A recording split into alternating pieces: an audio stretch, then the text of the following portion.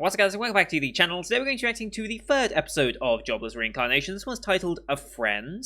And I think thanks to Funimation's little thumbnail things that they do, I think it's likely that the friend is going to be the green-haired elven girl, or elven-looking girl. She's got the pointed ears anyway of an elf. Whether she's full elf or half elf, I don't know. I don't know if this world has a distinction between that or what, but yeah, I think it's highly likely that that's going to be the character we meet in this, as his, I guess, second friend? Does he consider Roxy a friend? I guess he considers her more of a mentor than anything, and more of a teacher. I don't think he would necessarily say Roxy was his first friend. Although they were pretty buddy-buddy, and she helped him work through some of his past grievances, because we learn a bit more about his past life, and how he was kicked out of his house, how he ended up being hit by the truck in the first place. And honestly, I think throughout that episode, quite possibly one of the harshest depictions of bullying I think I've seen in anime in a while. Like, normally you see the anime bullying, and it's usually the same shitty type of bullying that kids just do, and it's like, kids are just kids, and they're pretty awful. Not really thinking about what it does to people to be bullied in that way. They don't think about that. It's like, they just do it, right? So, but even by that standard, this was pretty cruel, the way he was bullied, and the way he turned to, honestly, the way his character is quite, what's the word I can really describe his attitudes towards, like, sexual interactions and stuff? Because, I mean, the parents, they're getting busy pretty much every night. Fair play to them. I ain't gonna blame them. I mean, if I was in a relationship like that, I'd absolutely get busy with it. But, like, the way he comments on certain things, the way he thinks, and, like, he's more of a, I don't know if this is the correct term, but, like, more of like a sexual deviant. Is that actually the correct usage of that? Because I've heard that term a lot, but I don't know. Significantly different from the standards established by a culture or subculture. I guess he is a bit of a sexual deviant, just because, well, he was bullied in such a way that he turned to that. I mean, exposed and all the horrible things that's done, like, has warped his perception on things. So, his attitudes towards it, and why he's a bit of a lecherous type of person, even as a kid, because obviously he's got his 35-year-old memories. What was he, 35? Whatever his age memories. Like, the way he was bullied actually explains that. Instead of having just a pervy character, like, what was that show called that I dropped fairly early on in winter last year? Orphan. Like, that had a really, really pervy character in it, and there was no reason for him to be pervy. At least, not in the brief time I watched, because they really didn't try to make it seem like it was redeemable. But in this, it makes sense why he is the way he is, and hopefully, by going through this life where he lives a bit better, at least so far it seems a little bit better, who knows if he's going to have his hardships down the road. I mean, I would not be surprised if the show did start to give him some hardships, because I don't think this is one of those stories where it's like, oh, you've had a rough life, here is your reward, and you can live a life of endless joy. It's like, I don't think this show's going to do that. I think this show will have some darker tones to it, but right now we're just, since he's a kid, it's hard to have those darker tones immediately, and not have him just go into despair even more. Like, he needs to have something to build him up so that we can eventually crush him down again, you know? But hopefully he'll be built up stronger so that he can overcome that and emerge stronger. You know, typical storyline stuff. But yeah, and having Sugita as his monologue voice, his internal voice from his old self, I mean, it's the experience and the talent of Sugita to make that voice work, but there's just something about Sugita's voice that is just perfect for this, and I don't know if this is an insult to him, but the pervy lines that he says just sound better coming from Sugita's voice. I don't know if that's a compliment or an insult, but for some reason, Sugita saying those lines, and his laugh especially, like, there was that one laugh last episode, I think it was just like, it had to be Sugita for a moment like that. Like, who else could have pulled that off and make it so almost endearing in a way? But yeah, I'm loving this show. It's absolutely beautiful to look at as well. We had to say goodbye to Roxy, unfortunately. Hopefully we get to see her again at some point. I don't think that's her character just done. I just don't know how long it'll be until we see her again. I assumed it'll be once she got to magic school, once we get to magic school. Because yes, we have learnt sacred level magic, but that's only the third tier of magic. Was it the fourth tier of magic? I looked up the magic tiers again just so I could remember it. It's elementary, intermediate, advanced, saint/sacred. So we've got level 4 magic. Magic goes all the way up to level 7, which is god magic, which I don't know if we're ever going to get there. But I feel like Rias has only ever learnt magic once people have told him, and once he's seen it and used the incantation once, then he can master it and say it without the incantation and cast it that way. But he needs someone to teach him, otherwise he's not going to learn, because I don't think there's going to be like any books or something he can just buy or find to learn more magic. I feel like he's hit his limit already, and until he meets someone that can teach him magic beyond that, I don't know if he's necessarily going to learn more. He might be able to strengthen the magic he already has, but I don't think he's going to learn any more types of magic or learn higher levels of magic. But maybe I'll be wrong, and we'll see what that ends up being. Maybe he'll learn something from his new friend here. I don't know. But I assume the friend's going to be around the same age as him, about like 5 or something, so not likely to have the greatest amount of magic. But Elven, potentially. So Elven magic is like, I mean, that's a very common thing, right? So maybe we'll see. Anyway, let's get into the episode. So as per usual, here on YouTube, we do time-based format reactions. If you want to see full picture-in-picture, you can go to my Patreon down in the description below. £4 a month gets you access to all the picture-in-pictures I do, which is everything this season, a couple of backdated ones from last season, and over the break between this and the spring season, I'll be bringing back some of the older shows if I can, such as It Invaded. I want to bring that one back because I really enjoyed that show, and I want to have that reaction back on the channel. Maybe some movies as well coming up, older movies like the Violet Evergarden side story movie I want to get back, and some of the other ones that were on the old channel. Rascal Does Not Dream of a Dreaming Girl, for example. Things like that. So that'll be coming soon if you're on the Patreon. But here on YouTube, we have to do time-based, so bottom left of the screen, you'll see the time for the episode. I'll count down 3, 2, 1, play. Then play, you start the episode, I start the episode, and we'll be in sync. We'll watch this one on Funimation, since that's who's likes to sit here in the UK. We have just the Funimation logo to start, so about 7 seconds of logos. I'll call it out as they go past. You can also use screen flash on my face or the mic to tell when the scenes are transitioning. So, lengthy intro over, because I could talk about this show for hours. Let's get into this week's episode, shall we? In 3, 2, 1, play. Funimation. Cheers. Here we go. Yes, she did. Mm-hmm.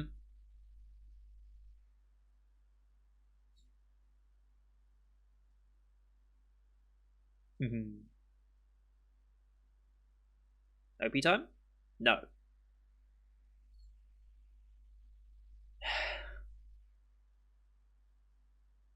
He's praying to the panties.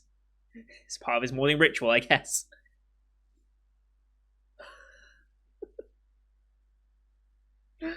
I love them. I love them so much. They're not used to this, but...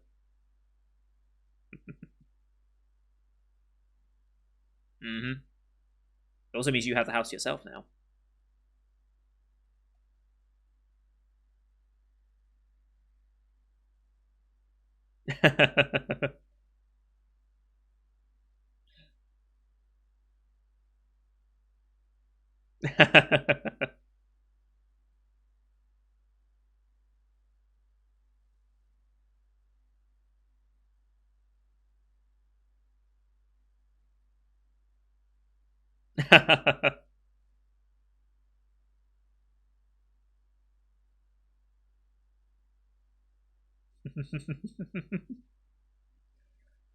I really like the parrots in this. I really like them.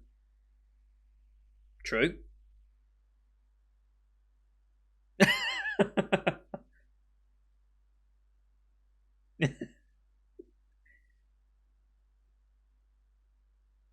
Mm-hmm.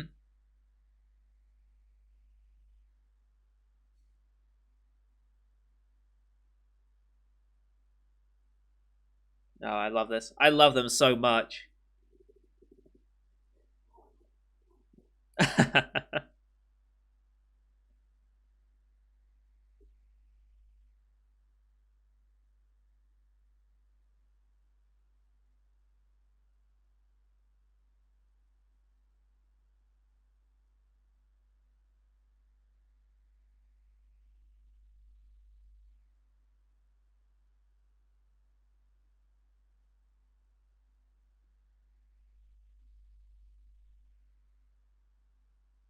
God, it's beautiful.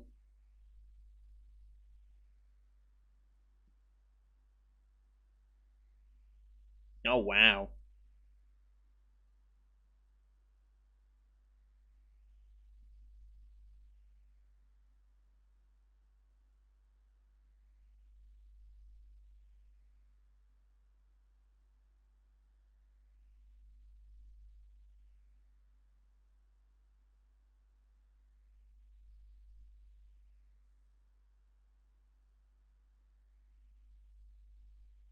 I assume that was a bit of a time skip because he looks a bit older than 5 now, but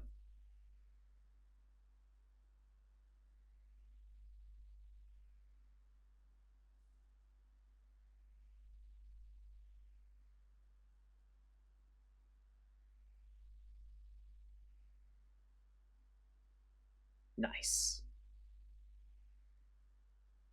Mm-hmm. Holy rat. Her panties. Yes.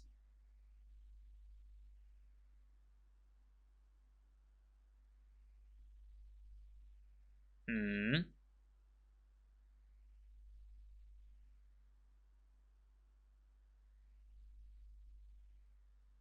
Yeah, it is.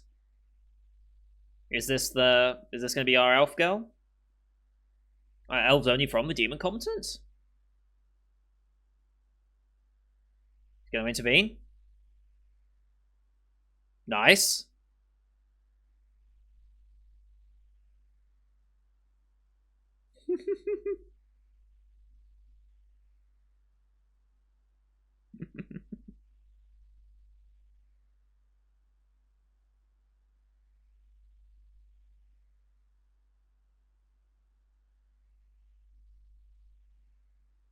Well done.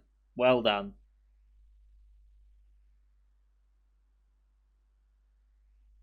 Yeah, it's gonna be green hair girl. So I guess he.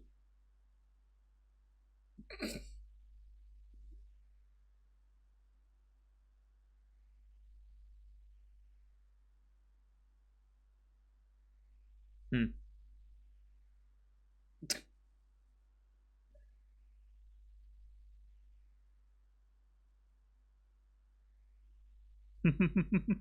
He can heat the water as well. That's interesting. Didn't know he could do hot water.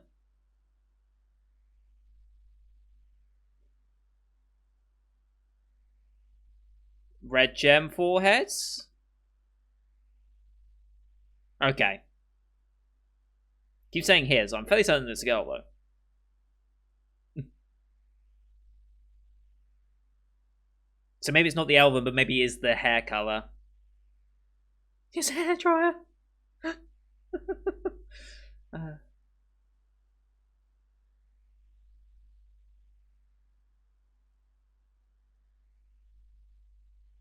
hmm.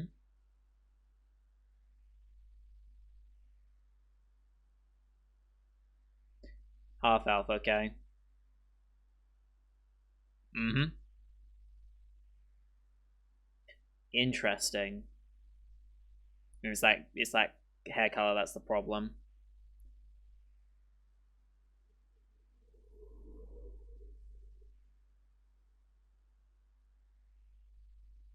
Hmm.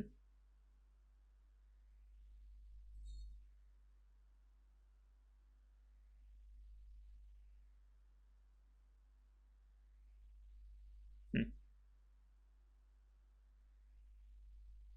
Like he cares. Hmm.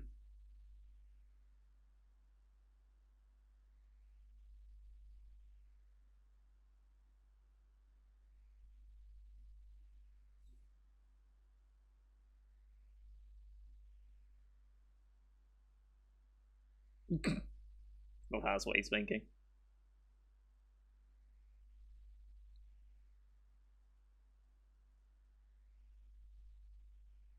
Sylph. Okay.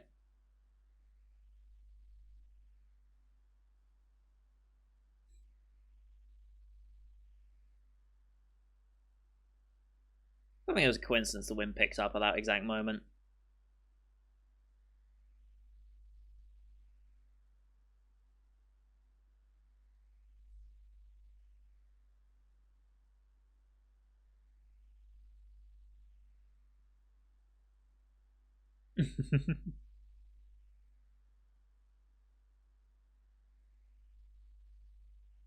Oh, that might take a while.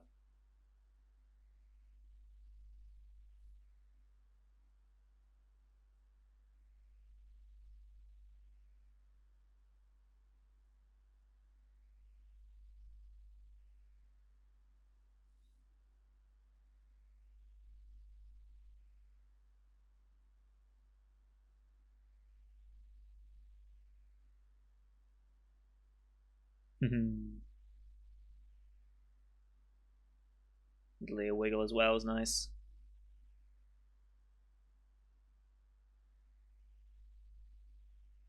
Quite late.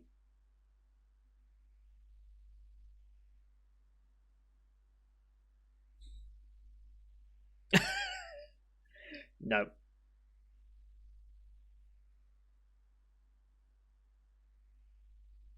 Wait, what?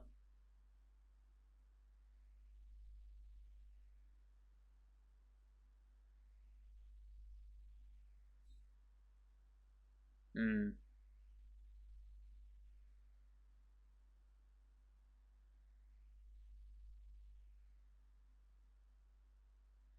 Hmm.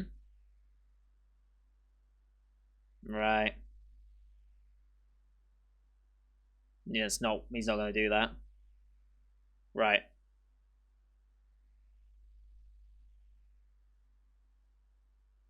Hmm.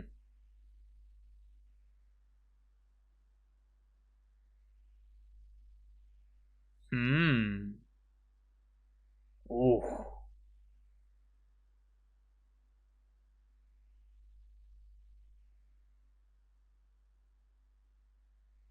Hmm.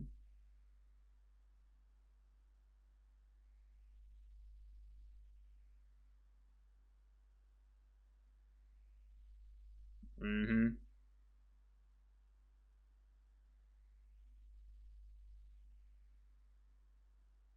Hmm. Now he asks what happens.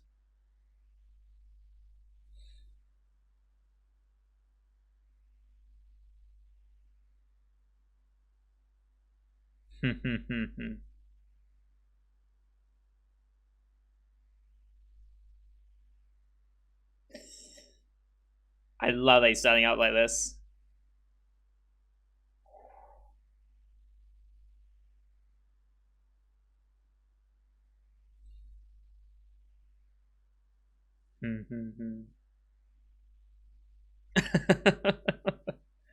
uh,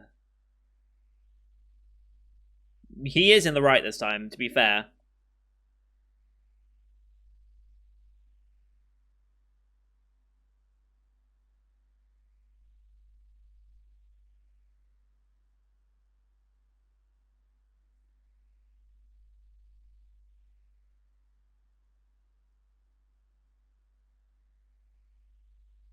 It wasn't. Yeah.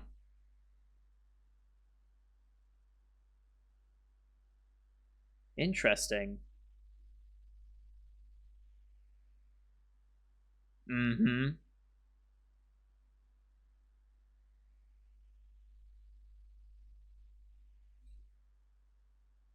I love how they're building the parents. I love how they're building the parents in this.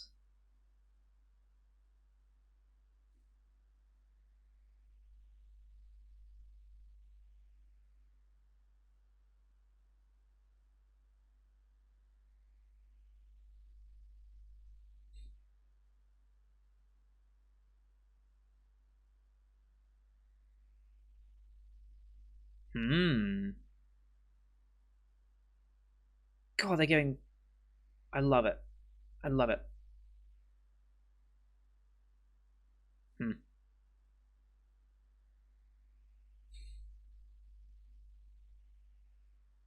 So, yeah.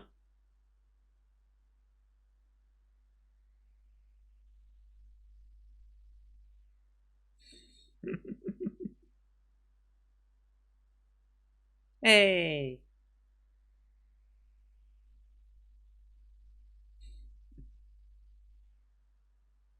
Nice.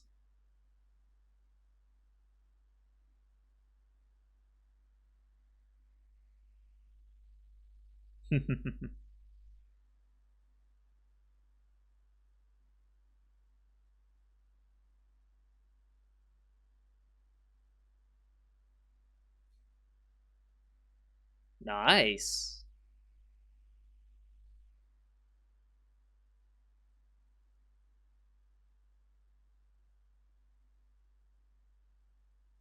I don't think he knows quite how he did it, to be fair, but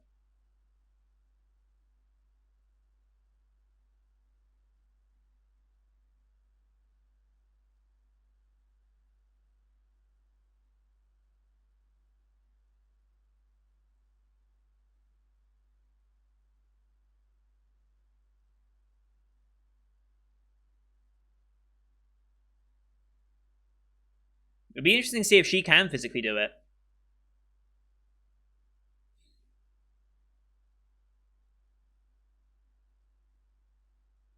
Yeah.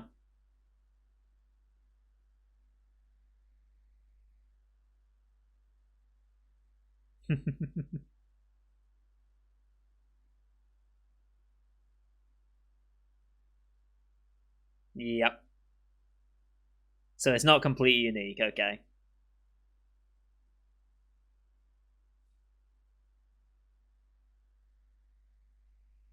Okay, now they're showing off.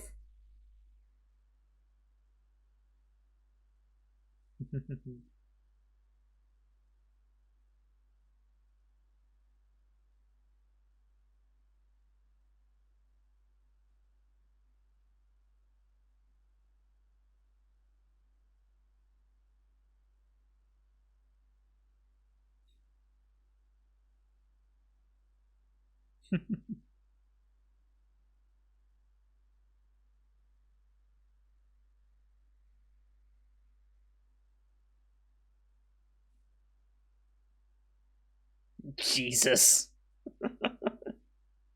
Was it raining? Wow, they're absolutely pouring it down.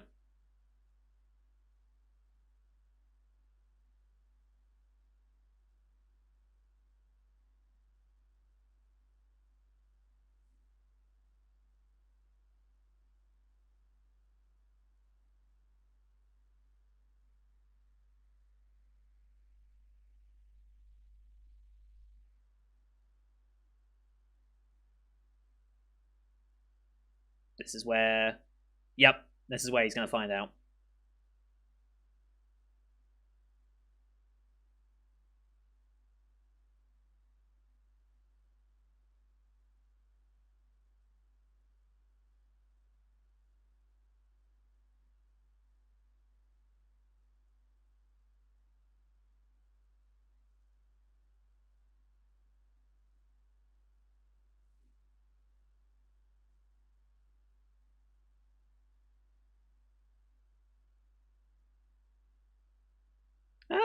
I don't think you do.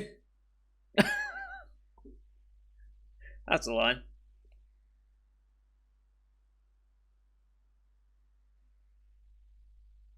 No, he really doesn't have a clue, does he? I mean,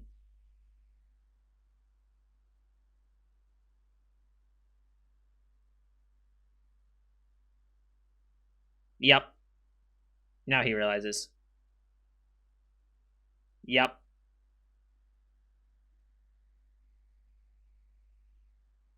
Yep.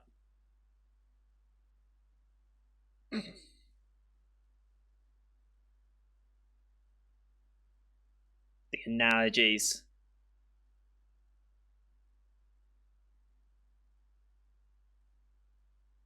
Yeah, that's just like, oh god, what do I do in this situation?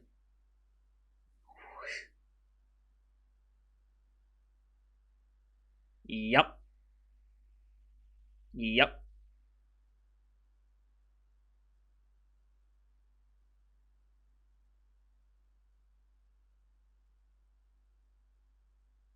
Hmm.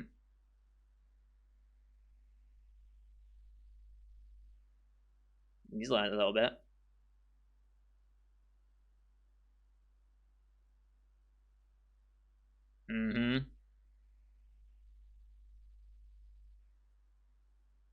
You have no idea.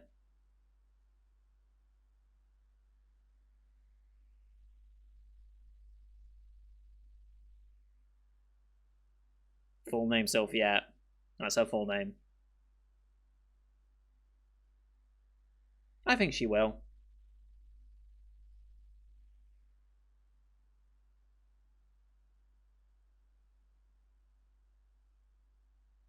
What a nice father son moment.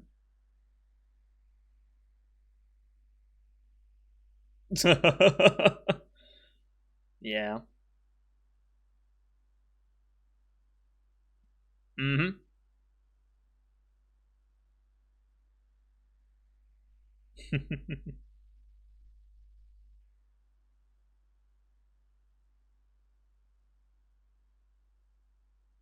That, well, that didn't have to say that extra bit.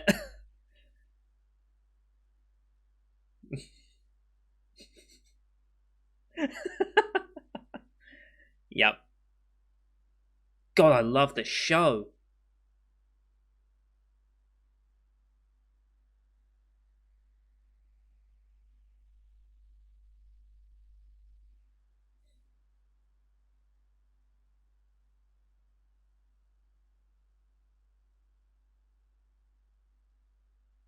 Hmm. I don't know if that's immediately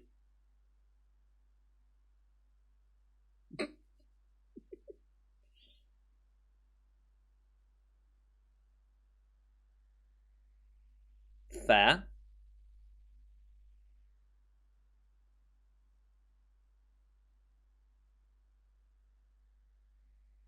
Um, yeah.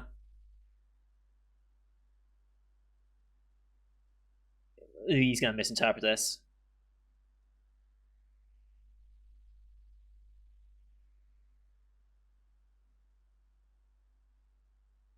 Hmm.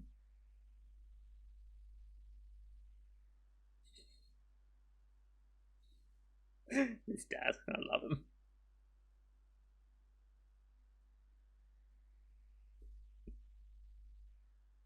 He doesn't. There she is.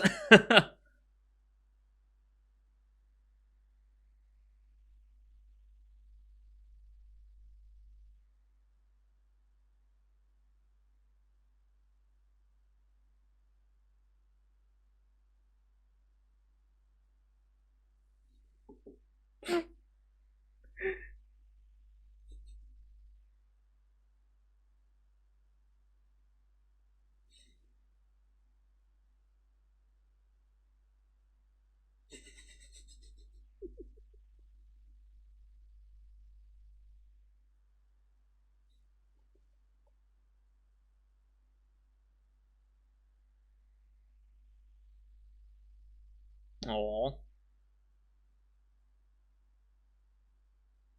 Aww.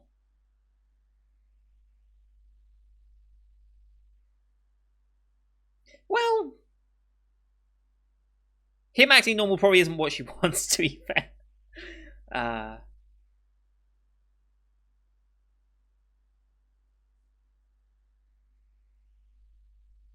mm-hmm.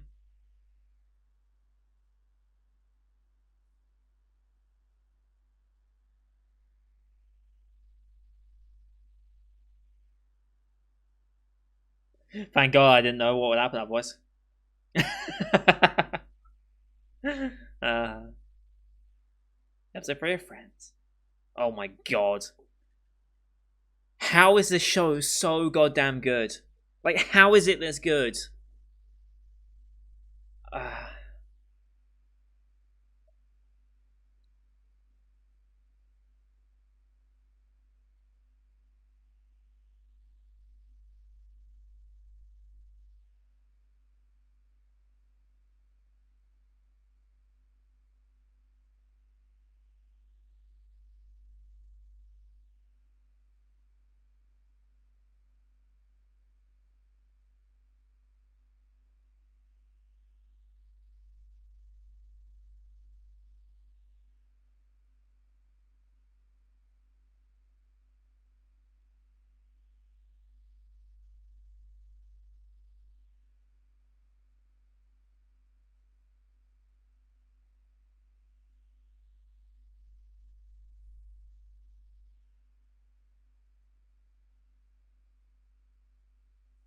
Still got this redhead character to me at some point. And of course, Roxy. I get the feeling we're probably not going to see her for a while, though. There's not much reason to see her yet. Depends how fast of a time skip we're going through his childhood or not. Like, are we going to advance to, like, his teenage years that quickly or not? Next time, emergency family meeting. Oh, boy. Oh, boy, that doesn't sound great. Emergency family meeting? I wonder what's going to happen there. Holy shit, this show is so good. It's just fantastic. The character building on this is something else. Like, not many shows would have given the dad, in this instance, such a good character progression and character interactions. Like, the father-son moment there was brilliant. Like, showing he'd learned from the lesson that he just had, and like... it's so good. Rudy building his first friend, immediately making a big mistake, but learning to come to terms with that and, like, make up with it. It's like... I love it. I absolutely love it. This show is... I don't know how it can be so good. It's honestly incredible.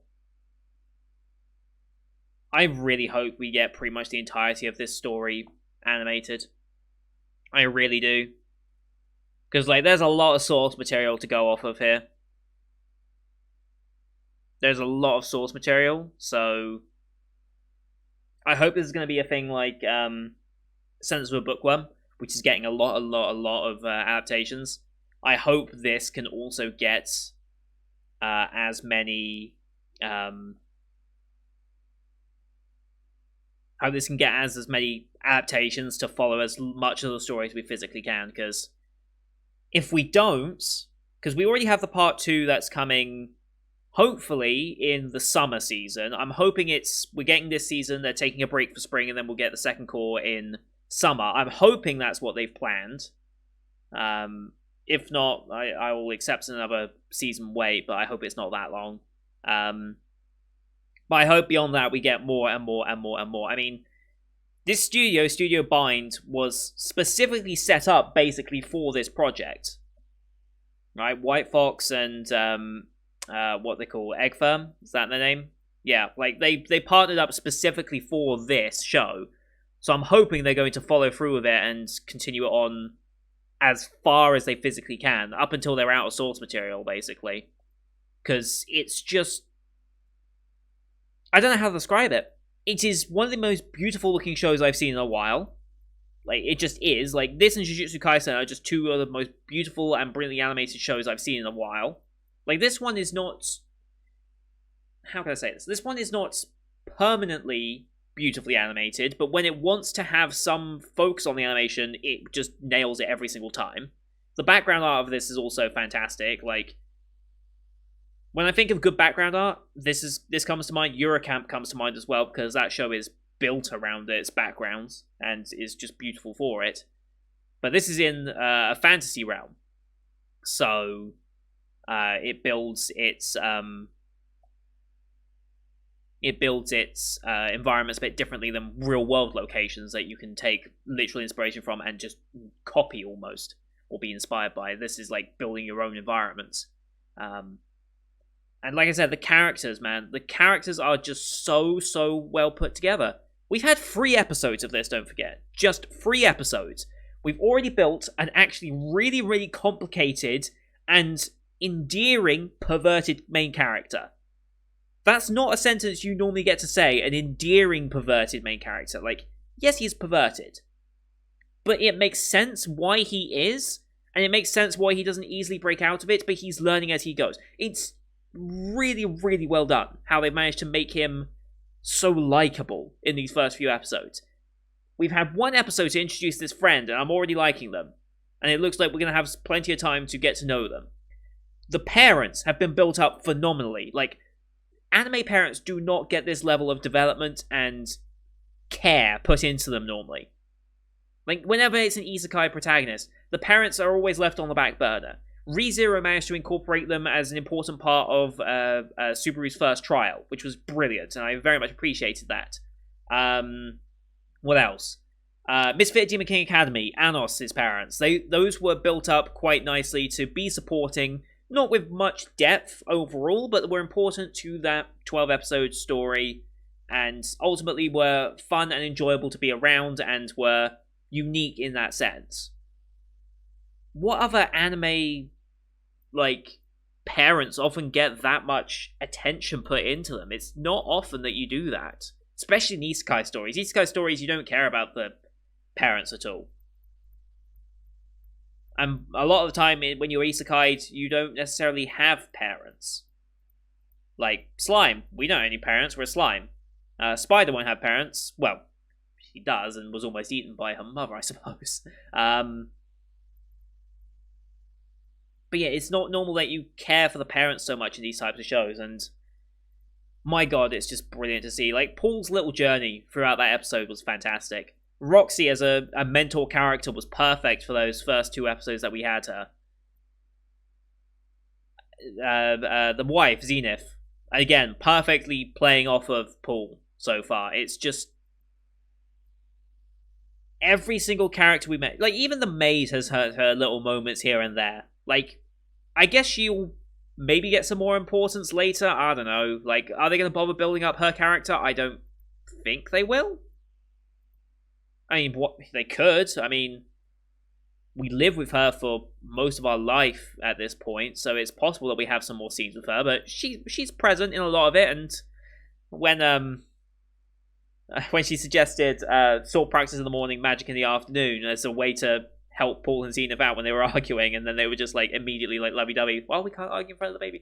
That was brilliant.